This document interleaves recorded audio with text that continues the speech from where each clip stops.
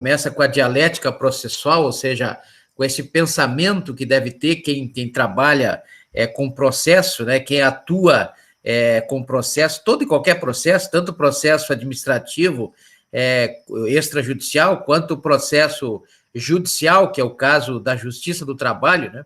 A Justiça do Trabalho é um processo que surge em função de um dissídio trabalhista, conforme se vê lá no artigo 643 da CLT. Então, nós temos aí o dissídio trabalhista, que é o conflito, né? E o conflito sempre demanda 3 formas de resolução. A primeira forma é sempre a autotutela, naqueles casos em que há permissão para que a própria pessoa resolva, o que é muito raro na Justiça do Trabalho ou no direito do trabalho, exceção feita quando as ações são coletivas, né?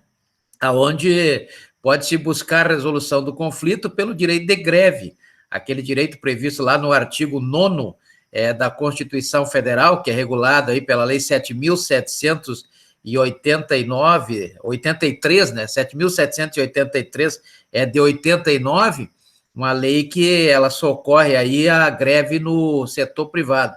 Já que no setor público não há uma lei regulamentadora, existe sim uma decisão jusrealista nos mandados de injunções 670, 708 e 712, são os 3 mandados de injunções, onde o STF entendeu que a greve no setor público ela está sujeita ao controle de constitucionalidade. Isso significa que, se for julgada inconstitucional pelo tribunal, aqueles que estão na greve vão perder os dias trabalhados, né, vão perder o salário, etc. Já se for considerado constitucional, aí continua a mesma coisa que a Lei 7.783 de 89. Então, veja, mas no dissídio individual, né, onde surge realmente o dissídio, nós não temos ainda uma maior explanação quanto ao exercício da autotutela. A autocomposição é importante porque a autocomposição ela está prevista na lei.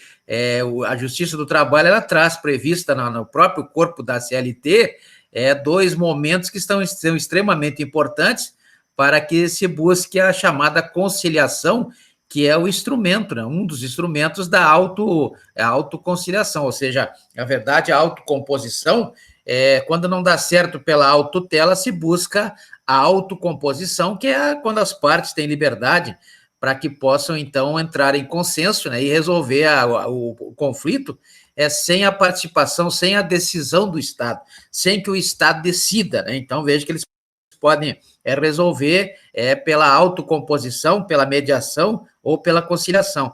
É o que acontece no início da audiência, lá do artigo 846 da CLT, onde o juiz está obrigado a tentar, perguntar, né, insistir na conciliação, no chamado acordo, né? E esse acordo, se houver êxito, se enquadra no artigo 763 da CLT, né?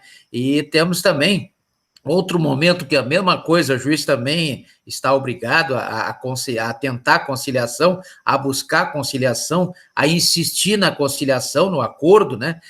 Que é o momento lá do final do artigo 850, na audiência, antes do juiz sentenciar, antes dele prolatar a sentença, ele sempre estará obrigado a tentar a conciliação, a insistir, né, pela conciliação. Então, tanto no artigo 846 quanto no artigo 850 da CLT, os 2 artigos, traz aí a obrigação, né, do juiz de tentar a conciliação. Então, esse é um ponto importante, né, porque uma vez que conseguido esse acordo, aí haverá sentença de homologação, conforme prevê o artigo 763 da CLT, e também tem outra forma de resolução extrajudicial, que é exatamente o acordo extrajudicial, conforme prevê o artigo 855B da CLT, 855B da CLT. Então, a dialética processual, ela se dá exatamente nessa sequência,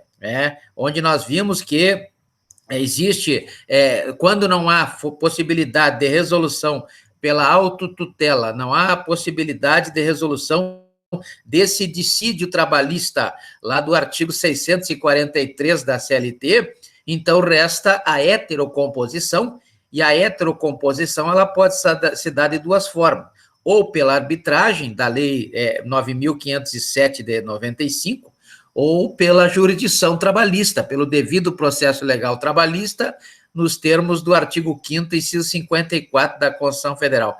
A arbitragem ela é permitida na CLT, está lá no artigo 507A, né, 507A, mas para quem ganha aí duas vezes o teto da Previdência Social, o teto da Previdência Social, que é regulado pela Lei 8.213 de 91, está previsto lá no artigo 201 da Constituição Federal, que é uma das 3 espécies da Seguridade Social. A Seguridade Social é um sistema que serve para socorrer as pessoas que lhes são filiadas, ou seja, ou a qualquer pessoa, dependendo da situação, né? Então, lá no artigo 193 da Constituição Federal, nós temos um sistema único, um sistema público, né? Sistema público de Seguridade Social, e esse sistema de Seguridade Social, que tem o seu custeio, pelo que prevê a Lei 8.212 de 91, tem 3 espécies. A saúde, no artigo 196, né? Aqui no estado do Acre, nós temos na Constituição do Acre, no artigo 179, né? E na Lei Orgânica do município de Rio Branco, temos essa previsão quanto à saúde lá no artigo 117, né? Então, na verdade, a saúde ela é regulamentada no Brasil todo por um sistema, e esse sistema é único de saúde, conforme prevê a Lei 8.080 de 90, e também a Lei 8.134 também de 90, que é a lei que regula, de 2000, né? Essa lei que regula o Sistema Único de Saúde, e essa Lei 8.080 é a lei que regulamenta o artigo 200 da Constituição Federal, o artigo 200 da Constituição Federal. E temos a saúde, temos a previdência, lá no artigo 201, e temos assistência social, lá no artigo 203, que é regulamentado pela Lei 8.742, de 93, a chamada LOAS, né? Lei Orgânica da Assistência Social 8.743, aliás, 8.742 de 93, não é verdade? Então, essa é a formação da Seguridade. Então, vejam que e a Previdência Social, para os benefícios da Lei 8.213 de 91, ela tem um teto, hoje é 6.400 e pouco, né?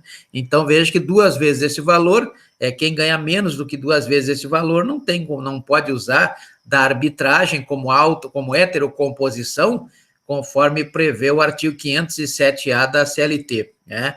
Então, sobra aí a outra parte, que é a jurisdição. A jurisdição é onde o Estado vai decidir. Na arbitragem, quem decide é um árbitro, né? Então, o Estado que vai decidir. Então, sabemos que a jurisdição é inerte, então a principal característica da jurisdição, até pela imparcialidade que ela deve ter, para não favorecer lado nenhum, então ela tem que manter inércia, e a inércia, então, tem que ser provocada.